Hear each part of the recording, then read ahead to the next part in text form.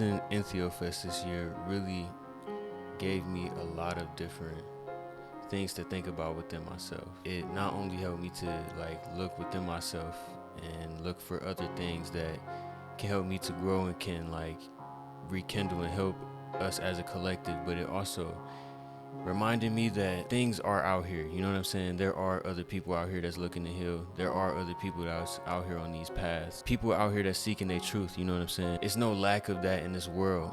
And a lot of the time we vibrating on a level to where we are not attracting that. So we think that there's a lack of that when it's not. It's not a lack at all. It's really only lack within you. And it really comes down to how you are reflecting, how you are projecting, and how you are attracting all of these things. Putting the energy out to correspond with you, your relationship with the universe. Being at Entheofest really just truly taught me a lot of different things. How they're trying to redefine psychedelic into like the word entheogen. All the different things that they using to shift this into a new place. We always talking about this stuff is not out here, but it is. You know what I'm saying? All you have to do is be out here. And it was humbling for me a little bit. It's like these people are really coming together in the community and like out here. I'm not in the community that much at all. It made me realize that I need to get out in the community a little bit more. You know what I'm saying? Start really working with these people out here and really working to build as a collective, not be so shut off from the world a lot of the time. But also I wanted to make this part of the video to explain to y'all that my mic was tweaking during like this whole entire time. So I wanted to represent this the best way I could, but I fucked up a little bit and the mics are a little bit off. So if it's some interviews that didn't make it into here, that's why, and stuff like that. Or if it's some that sound a little choppy, it's because I didn't have the audio for 'em. Enjoy the video. Let me know if you enjoy anything about it. Let me know if you resonate with it. You know what I'm saying? Leave your comments and your expressions down below. You know what I'm saying? Subscribe to the channel if you want to become part of the family, all that type of stuff. But let's get into it. Loki. All right, what's up, Loki, man? And we are at the ENTHEOGEN Fest. I see you out here, you know, advocating for the stuff. I just wanted to know, like, why did you decide to get into like entheogens and all types of stuff? Honestly, I had a lot of different trauma in my life that I honestly couldn't figure out through therapy or honestly meditation. There's a lot of different things that psychedelics had helped me get through, and to put me on that different frequency of life to understand and have more happiness and to push and give the energy back. And that's what brought me to it. No, that's real, for real. Like what would you recommend for the people who like have like negative experiences for psychedelics? Like people who came out here who like maybe had a bad trip, you know what I mean? So like, you know how you came to it for healing. How can people like redefine it and try to help it to heal them more instead of do what they had? It's always honestly the mindset and the environment that you're in. You have to set the stage and have the intentions of either changing or having that drastic moment of not necessarily a bad trip, but something brought out that's going to end up fixing itself over time. That's real. Shoot. Okay, yeah. It seemed like you got a whole bunch of deep ass, you know what I'm saying? You profound inside. Like, so just tell me, like, what's the main one that you did like that helped you to like transform, and like what was some of the things that you did like during like your trips to like help you and stuff like that? I usually if I'm doing the trip by myself or with some other people, I like to either set the stage outside or in an inside environment that's more thrive to more comfortable, so you can just express and let yourself go either through emotion or through dance, you know. But honestly, when I'm doing it for myself, I'm usually in the dark. I take approximately probably like 7 grams to get myself to a certain point. And when I peak, I put music on or meditative hertz. It drives the frequency a lot longer, so I have a better trip over time. And it keeps me in a more conscious mindset. And you always have to think when you're in this peak of state, it feels like the world is coming in and on you.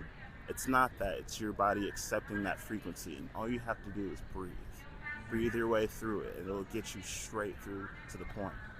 No, that's like some of the best advice you can give somebody when it comes to psychedelics is breathe and accept it, you know what I'm saying? Be accepting of what's coming in, let it all flow. Man, I would say like, what's your favorite? First off, you said 7 grams is like your average trip. So like, what's the most you ever took before?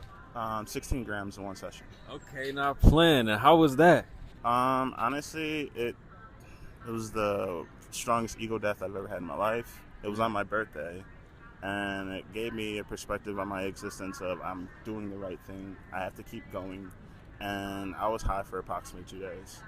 That's amazing. That's wild too. I'm glad that you had the experience so you can ground it for all us that's watching, that's listening, and get the inspiration from it. You know what I'm saying? What's your top 3 psychedelics? Top 3 psychedelics. One of my favorite ones to grow is the Cystic Jedi Mindfuck. It has a kaleidoscope effects, and throughout, after your peak, things will shift. So my toilet shrunk on me. My bedroom door shrunk too, so it's more of a visuals after, and it lasted a long time. Hillbilly Cubensis is such a lighthearted, euphoric feeling, and I like going disc golfing with that. I throw the best rounds when I'm on that. Okay. And my last one would be between Jack Frost and what was it? Texas. Texas had some of the best, not necessarily euphoric, but visuals and that feeling of acceptance. And I only took a little bit of it, the strand that I grew, and it was super potent. That's dope. That's super dope. Thank you for also being a grower out here. You know what I'm saying? Thank you for the interview and everything. If people like want to find you on socials, what's your stuff? My socials, it's my Instagram is carltits 2013, and yeah, that's where you find most of my stuff. I have a Snapchat, but I believe it's CJBoyd04. You can find a lot of my content and stuff. I'm more on that than anything. Yeah, thank you. Thank you, bro. Another one back today. Another one of our reflections out here. What's your name? My name is Justino. All right, bet. Nice to meet you, Justino. Like, why did you come out to the Entheofest today? Because I want to be around my people. I'm a shaman, so, you know, there's a lot of people who have the similar interests and who like the same stuff that I do, and I appreciate everything here, and I appreciate the fight for the legalization of these beautiful fucking plants, dude. No, that's for real, no, for real. What's your favorite psychedelic? It's going to be LSD. Okay. What made it your favorite psychedelic? It's just the way it changes what's already there. Like, you look over there, and it's just a regular field, but when you're on LSD, it's so much more than just a field. It's a beautiful part of nature, and when you're on LSD, it makes you realize that. And it's just a beautiful ass time. I can see how it helps fight depression and all that, and it definitely helps me with my shaman work. I feel that. What would you recommend to somebody just getting into like psychedelics, entheogens, all of that? What would you recommend? How would you recommend them step into it? What substance or whatever? Magic mushrooms, definitely. Like, if you take like a 1.5, even 2 gram dose, like just a nice little threshold dose to kind of get you into that altered state of consciousness. I wouldn't try LSD until you're pretty experienced with mushrooms, though, just because LSD can be a little bit more intense. But yeah, definitely the right place to start is like with microdosing mushrooms, psilocybin, anything, you know. That's actually a great. I actually recommend that too. But on another end, you said you were a shaman, so I wanted to know, like, how does the psychedelics and entheogens, how does that incorporate into the work that you do? And like, do you find it essential in the work that you do, or like very important?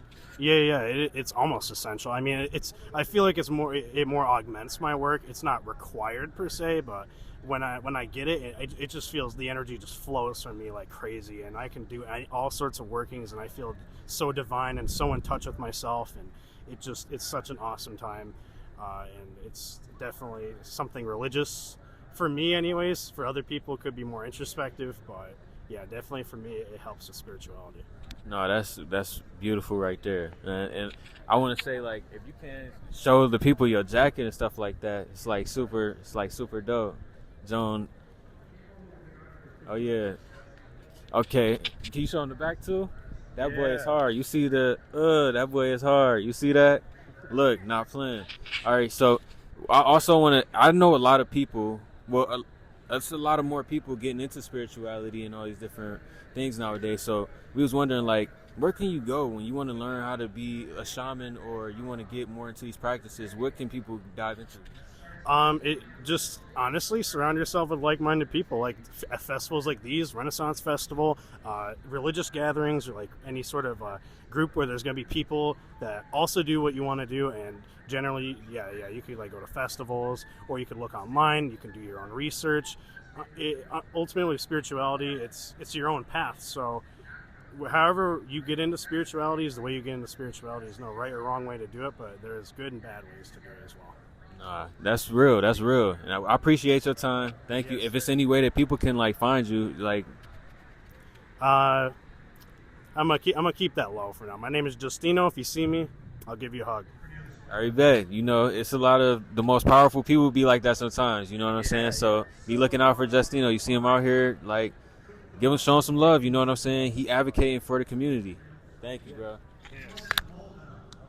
Peace, y'all. We got another one. What's your name? Bob. Great. Bob Jennings. Nice to meet you, Bob. Nice to meet you, buddy. Why did you decide to come out to the Entheo? I came out last year and we had a real good time, and it's such a good atmosphere out here, and I think it should be illegal. That's dope. That's dope. I know you probably seen like different phases, a lot of different phases in the like in terms of psychedelics, entheogens, and like how people looked at them in different times. Like I'm not trying to make too many assumptions, but like you probably experienced like the more hippie side, like back in the day, Oh yeah. and then you know, we did LSD and all that in my day when I was a kid. You know, and I grew up in Garden City, and a lot of us were doing acid and that when we were 13. You know, and back then they lied to you really bad about this kind of stuff. You know, all this stuff that was caused genetic problems and all that for 10 years and all the lies. You know, and I never seen it harm anybody. You know, and it's the only thing I mean, that and marijuana never hurt anybody. You know, all the other pills, of course, yeah, they caused a lot of trouble, but I never seen a fight. You know, tripping. like, so would you say that like it has gotten better over like your lifetime, or would you say that it has gotten worse? As far as what? As far as like the regulation, how the people treat it, and just like its overall. Well, you know, I got away from it for a long time, and I was kind of surprised to hear it come back like it has, and I'm really glad to see it. That's dope. I really am. What was the first ever psychedelic you did? I did real purple haze and yellow sunshine when I was a kid, and yeah. Seen big jars that big and that tall filled with it. You know. Nah, Flynn. Okay, so you got like a deep history in the psychedelics. Yeah. What's your favorite psychedelic? Like your top three? Well, yellow sunshine and the purple haze. Okay. Those two right there were all of that. I can tell you. Okay, when you say purple haze, you mean in terms of like flower? Those purple haze, they're little purple pills, and I happen to know back then because I got involved with helping to pick these up. They came from China. Back then, we went to a laundromat and gave a guy. He had a card with just a red star on it, and this little Chinaman come out from behind the beads, and he didn't say a word. He turned around, walked in the back, come back out, and he sets down two jars about that big and about that tall. He was filled with one yellow sunshine and one purple haze. That's wild. That's wild. That's amazing. He spoke a word to us, you know. That's amazing. That's amazing. One thing we also want to ask you is like, how do you think that these psychedelics and entheogens correlate with like spirituality? I think it's helpful. I really do. I think it takes you to another place and opens your mind. You know, like I say, I'm back at it again. You know, it's been a long time, but now the mushrooms, I enjoy them. You know? What was the main thing that made you like take a step back from it? Well, kids and my jobs and stuff like that. You know, I got away. I didn't even smoke pot for a long time. You know, my kids are grown up now, and I'm on my own. I'm a snowbird. I go down to Florida every winter. I'm back up here. I'm at a beautiful campground right on the lake. Just me and the dog, you know, and that's the way I live now. You know. Yeah. That's super dope. I want to ask you one more question. What made you step back into it, like being away from it so long? Well, with the weed, I love it's a good painkiller. You know, it's very good for pain, and I enjoy it. You know, I just enjoy the buzz. You know, I don't smoke the super crazy shit. You know, but I like catching a good nice buzz. You know, yeah. Yeah. Well, I thank you for the interview so much. You got a lot of time in the game. Thank you for coming out, supporting Entheogen Fest. We most definitely appreciate you. Thanks for letting me speak my piece. Another one, and we just came in a line with this guy on a perfect synchronicity, and just like the Matrix here. What's your name? My name is Free Slave Kato. Man. AKA Zendaru, AKA Cayman. Okay. Okay, so that's beautiful, man. Like, honestly, what brings you out here to the Entheogen Fest? Well, you know, when I seen it was about the mushroom, I feel like it's a great time to come and vibe with the people who's on or close to the same frequency that I'm on or that I try to be on.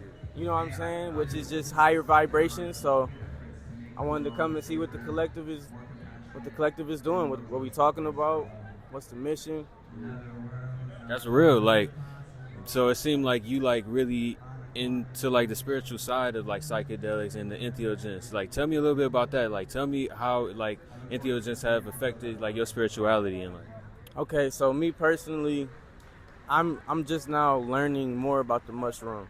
So I started out with LSD, and my first trip was like what you would call a bad trip. But what I'm learning is that bad trips is just shadow work trips. And so Explain shadow work for us a little bit. So shadow work is when you have to deal with your trauma and all the hidden pain that you hold inside, and that that leaves you lost out here. You know what I'm saying? And that's powerful, man. Like, because it's a lot of people who out here who not even aware of it. You know what I'm saying? And it's like a lot of times people be like, don't take a trip because you don't want to face that stuff. But like, it's kind of like what you're saying is the opposite. It's like you can take the trip and face that stuff and then become better. You know what I'm saying? And use it to improve yourself. Like, what's some of for people who are standoffish towards entheogens out here, psychedelics and stuff, what would you tell them to like that would maybe make them a little bit more open to it? I would say you can't be afraid of the unknown. The unknown is something that's attached with fear, and that's always something that you want to try to conquer instead of running away from. So anything that's natural and the earth gives us is something that you can take more time to understand instead of running away and saying, oh no, that's scary or that's weird. Okay, if the earth naturally gave it to us and it's coming in your path in your life, it keeps popping up, you might as well learn about it. And also it's medicine and it's healing. That's one thing that I like to tell people is like, it's medicine. No, for real. Speaking on that note, like, a lot of us like have a lot of us have a perception of like a lot of these things is bad for our health. In terms of LSD, they talk about like long-term bad side effects and stuff like that from the old time. And so what do you have to say about like all of those different types of things? Like how can people access better information and make them more comfortable with like taking these psychedelics? I would say we are in the age of we out of the age of information, and now we're in the age of awakening, which is like the age of Aquarius. So it's like the information is out there. If you got questions, the answers are there. They're somewhere out here. Whether you have to look it up online or whether you have to open up your eyes when you go about your day, you're gonna get the answer, because cosmically, the way that things have been opening up in the times that we're in, the answers are here, man. So that's for real. Yeah.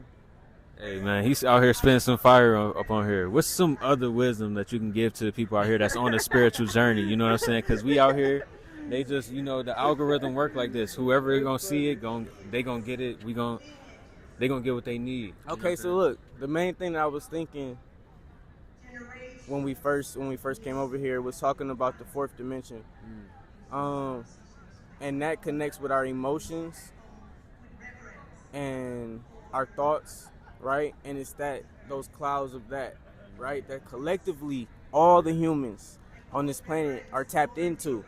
Or you can rise above, you know what I'm saying? It'll just be a part of you, but it's like the collective right now, I was telling my homies over there, it's like filled with like depression vibes, insecurity, those main two things. And it's like, oh yeah, and just like robotic, like just being like the agent energy, you know what I'm saying? Like that's all clouding the fourth dimension, which is, like I said, it's our collective connectedness. We all have individuality and like uniqueness in our own, but collectively we're fucked right now. and we have to change it from fucked to healing, and then when the healing is complete, it'll just be a way better group of humanity out here. Man. No, hey, that's real. Hey, that's super real, man. And like, what would be your solution? Like, if you could put out one of those, you know what I'm saying? What's the first step we could take? Take shrooms. Thank you, bro. For real, take psychedelics. Yeah, man. Hey. I'm trying to tell you, man. That should lead you. No, if you could, like, you got a social media or anything? Yeah, follow me on everything at Free Slave Cato. My music is on all platforms. Yeah, that. You know what I'm saying? Yeah. All right, thank you, bro. All right, we got another one here, y'all, and I have seen this person at so many different of the festivals, sitting out here advocating, entertaining, being that sporadic energy that we all need out here, that flowing energy that we all need out here. Moss. Hello. It's so nice to be with you all. What's your name for the people? My name is Moss Herberholtz. I use he, they pronouns. That's beautiful. That's beautiful. I wanted to know, like, what brings you to Entheogen Fest? So what brings me to Entheofest is I'm an organizer for the event, and I'm here to celebrate what we've accomplished as a community and what we're going to accomplish in terms of creating more access to psychedelic plants and fungi. What makes it so important for you? I see suffering in the world and people in pain as a result of the racist war on drugs, and see the potential for psychedelics as a powerful tool for healing. And as a therapist, I want to be the most effective I can be at creating healing in the world. And psychedelics seem to be a really powerful potential tool. So the fact that I can't utilize that tool in a legally means that I can help provide the healing that I want to provide people. I feel that most definitely. And that's actually like a very commendable thing. You know what I'm saying? Like, you already pretty much just answered my next question. I was going to ask you, like, how do you think, like, mental health correlate with entheogens and everything like that? I wanted to know, how does, like, spirituality incorporate with it? Well, a lot of people, have mystical type spiritual experiences on psychedelics. So inevitably, as a result of people experiencing psychedelics, spirituality comes into the mix, right? They have experiences that can't be explained through science, and so then it provides an opportunity to turn towards spirituality, and spiritual exploration. Yeah, that's actually, those are all very great, important points. And it's also impressive how long you have stayed up here. I'm not going to cap. Like, you putting the work in, y'all. But I also just want to know, like, for people who stand offish towards psychedelics and the whole movement, what would you have to say to them to, like, make them more open to it? Well, I would first want to acknowledge that psychedelics are not a panacea, right? Using them as a tool for healing requires a lot of work from people, right? They're not for everybody, right? And that's okay. My intention isn't to force everyone to use psychedelics or think that it's good for them, but that, like, there are people that that has been shown through research to be really helpful for, really helps people find healing. And so even if those people aren't interested in engaging in psychedelic use, that's totally fine, right? And, like, I would invite them to learn more about all of the research that's showing that for some people, who are experiencing PTSD, who are experiencing anxiety related to life-threatening illness, people who are looking at the end of their life with anxiety, right, with a cancer diagnosis, something like that. Like, why are we stopping those people from experiencing something that might be really powerful and helping them enjoy the rest of their life and feel good about themselves, right, and not be overwhelmed with anxiety or not have crippling PTSD, right? So, like, why are we restricting the use for people that can be really helped? Even if individually people aren't interested in using them themselves. That's actually a great big, like, shipload of information, and it's also, like, very helpful. It's inspiring, and it, like, can open a lot of people up, in my opinion. But what's your favorite psychedelic? What's my favorite psychedelic? Well, I don't know if I could say that I have a favorite psychedelic. I've had my first psychedelic experience was when I was 16 years old, and I took mushrooms and had an epiphany of recognizing the interconnectedness of all things, and that was a powerful experience in my life. It was life-changing in an incredible, positive, affirming way. So I would say that, like, because of that, I have a special place in my heart for psilocybin. I also wanted to say I appreciate how you explained that psychedelics might not be for everybody, but, like, for those people who don't like psychedelics but want to help it be more like open out here, what is something that they could do to start helping it like grow inside of their city, like the regulation or whatever?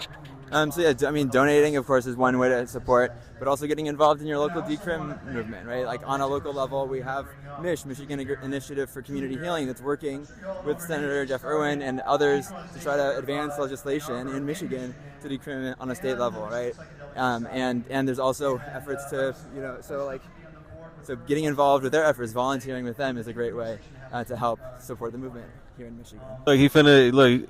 Okay, bro, I ain't never seen nobody that can keep their balance this good in my life, bro. This is crazy. Look, if you're doing it on the physical level, you know you're doing it on the intellectual level. Listen.